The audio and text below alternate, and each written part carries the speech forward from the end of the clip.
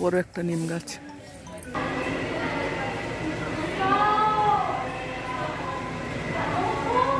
কি সুন্দর দেখার।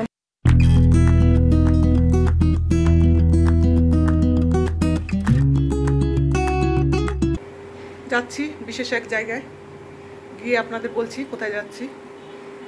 নমস্কার বন্ধুরা, নমিতাস কিচেন অ্যান্ড ব্লগ চ্যানেলে আপনাদের সকলকে স্বাগত। এই যে সকালবেলা বাসে চেপে যাচ্ছি ভগবান দর্শন করতে। এখন বাজে দুপুর 12টার সময় হঠাৎ প্রোগ্রাম হলো, বেরিয়ে পড়লাম।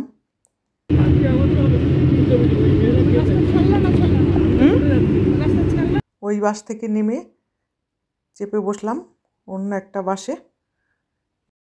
এই বাসটা সিধা আমাদের নিয়ে নামাবে মায়াপুর লঞ্চঘাটের সামনে।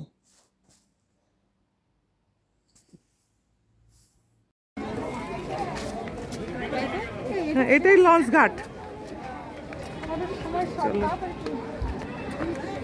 এখান থেকে এবারে উঠবো লঞ্চে।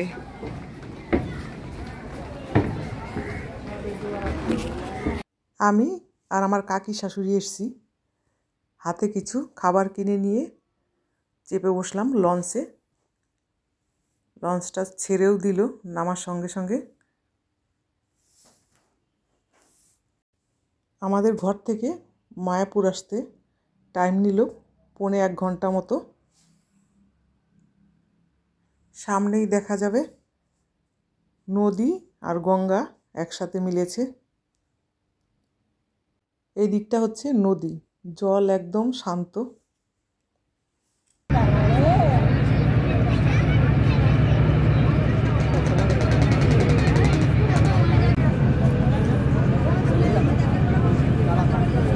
সামনেই আসছে গঙ্গা। গঙ্গা আর নদীর মিলন দেখার জন্য সবাই দাঁড়িয়ে রয়েছে।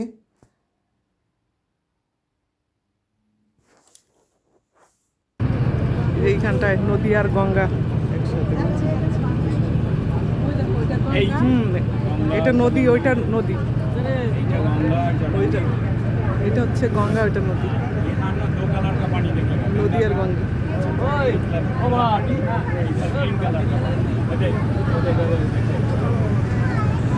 এই লঞ্চটা গঙ্গার থেকে এসে এই যে গঙ্গার মধ্যে নদীর থেকে এই যে গঙ্গা থেকে এসেছে। এইটা হচ্ছে গঙ্গা।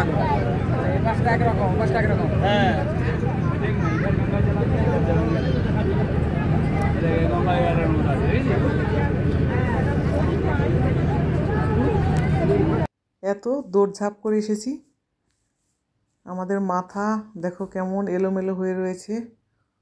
আমি, আমার পাশে হচ্ছে কাকি।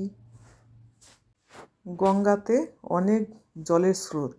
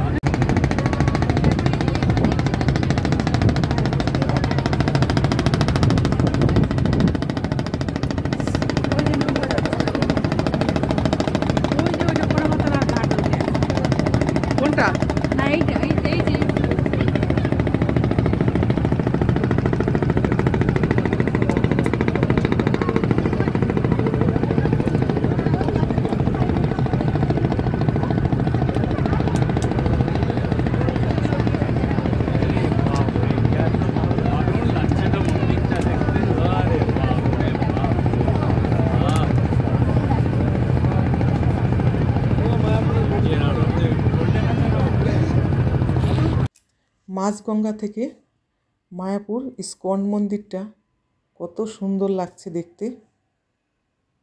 আমরা এখন আছি একদম গঙ্গার মাঝখানটায়। পৌঁছে গেলাম নবদ্বীপ।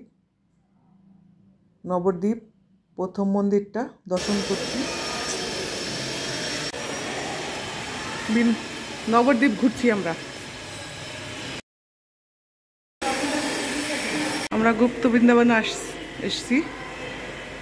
গুপ্ত বৃন্দাবন।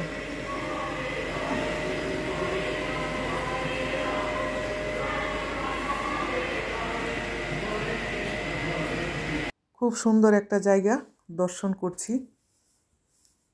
মায়াপুর তো অনেকবার এসেছি, কিন্তু নবদ্বীপ দর্শন করা হয়নি। কত ভালো লাগছে, দু সাইডটা এত সুন্দর করে বানিয়েছে। বৃন্দাবন দর্শন করছি। একই জায়গার মধ্যে অনেক কিছু বানিয়েছে। চলো ঘুরে ঘুরে দেখতে থাকি। মন্দিরের 4 সাইড দিয়ে বানিয়েছে। এক একজনের এক এক রকম আওয়াজ আসছিল, সেই জন্য ভয়েস ওভার দিচ্ছি। মন্দিরের 4 সাইড দিয়ে এরকম বানিয়েছে। এই মন্দিরটা উপরের মন্দির থেকে অনেকটা মাটির নিচে। ঢোকার জন্য আবার এক্সট্রা টিকিট কাটতে হলো। নবদ্বীপ আমরা লঞ্চ থেকে নেমে একটা টোটো রিজার্ভ করেছি। টোটোওয়ালা আমাদের জন্য ওয়েট করছে মন্দিরের বাইরে। হ্যাঁ,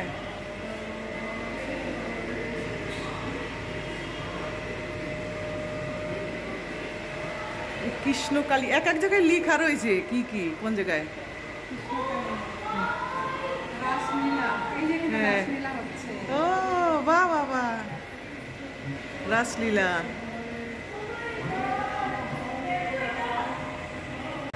রাসলীলা হচ্ছে।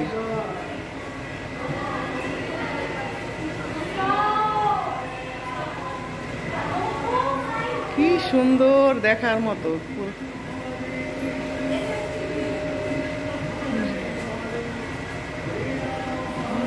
রাম রাম রাম হরে।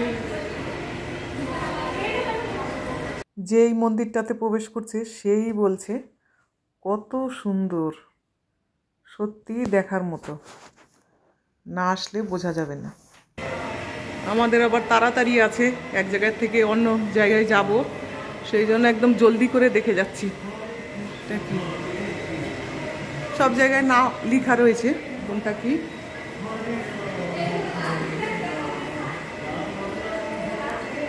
এখানে এই যে নিমাই সন্ন্যাস যাত্রা, বিষ্ণুপ্রিয়া শুয়ে রয়েছে। সব জায়গায় লেখা রয়েছে। একটু সময় নিয়ে আসলে ভালোভাবে দেখাতে পারতাম, কিন্তু আমাদের হাতে বেশি সময় নেই, জলদি করে বেরিয়ে যেতে হবে।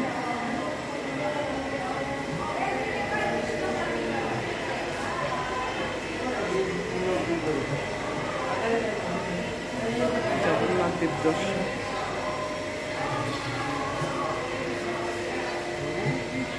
সব জায়গায় লেখা রয়েছে। এখানটায় আর বেশি দেরি করব না, এবারে যাব অন্য এক জায়গায়। নবদ্বীপ মানেই চৈতন্যদেবের জন্মভূমি, সেখানটাই দর্শন করছি। আমার সঙ্গে আপনারাও দর্শন করে নিন।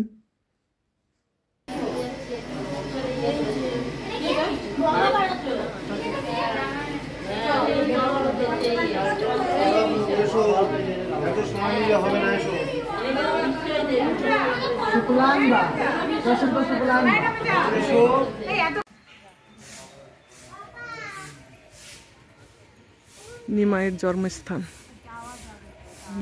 মহাপ্রভুর জন্মস্থান। দেখো, এই সেই নিম গাছ, এখানটাই চৈতন্যদেব জন্মগ্রহণ করেছিল। আমরা একটু ফটো তুলে নিই নিম গাছটার তলায়। অনেক লোকে মানত করেছে এই গাছটাতে, দেখে বুঝতেই পারছো। চারিদিকটা একটু দেখাচ্ছি। মহাপ্রভুর জন্মভূমি। ইয়া বড় একটা নিম গাছ।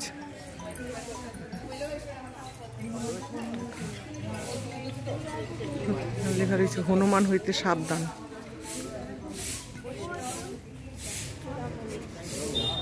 এই নিম গাছতলাতেই চৈতন্যদেব জন্মগ্রহণ করেছিল। কত লোকে মানত করেছে, গাছটায় পুরো ভরা।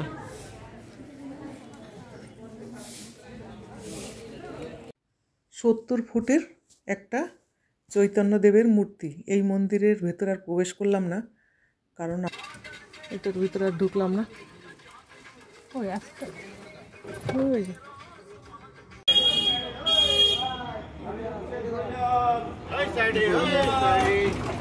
সোনার গৌরাঙ্গ দেখে আসি এবার।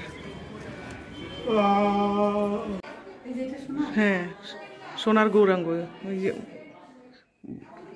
ওর মধ্যে রয়েছে না ওইটা।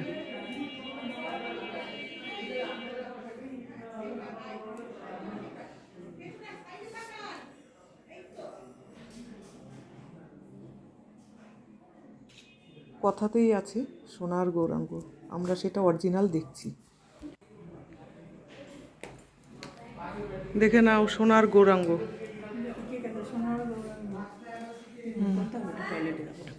হ্যাঁ, এখানটায় আছে কিছু।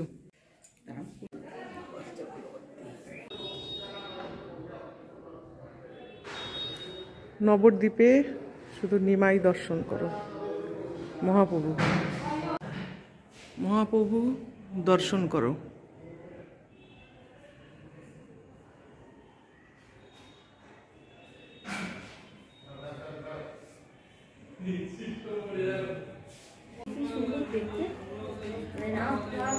সচী মাতা আর বিষ্ণুকে, সচী মাতা ছিল না নিমাইয়ের মা না?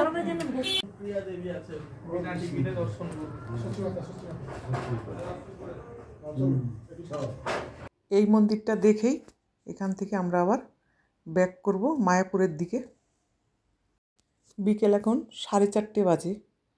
এখানটায় মহাপ্রসাদের আয়োজন হচ্ছে, সেই জন্য মন্দিরের দরজা বন্ধ, একটু বাদে খুলবে 5টা নাগাদ। তো অতক্ষণ আমরা ওয়েট করব না, কারণ আমাদের আবার মায়াপুরটা একটু ঘুরতে হবে। বাইরে থেকেই দর্শন করে নিলাম, চলো এবারে যাওয়া যাক। নবদ্বীপ দেখা হয়ে গেল, যাচ্ছি আবার মায়াপুর। মায়াপুরের ভিডিও আর দিলাম না, হয়তো ব্লগটা অনেক বড় হয়ে যাবে। আমার আজকের ব্লগটা আপনাদের কেমন লাগলো অবশ্যই জানাবেন। ভালো লাগলে একটা লাইক করবেন, কমেন্ট করবেন, আর আমার চ্যানেলের সঙ্গে থাকবেন। Thank you. আর আগামীতে আসছে মায়াপুরের ব্লগ।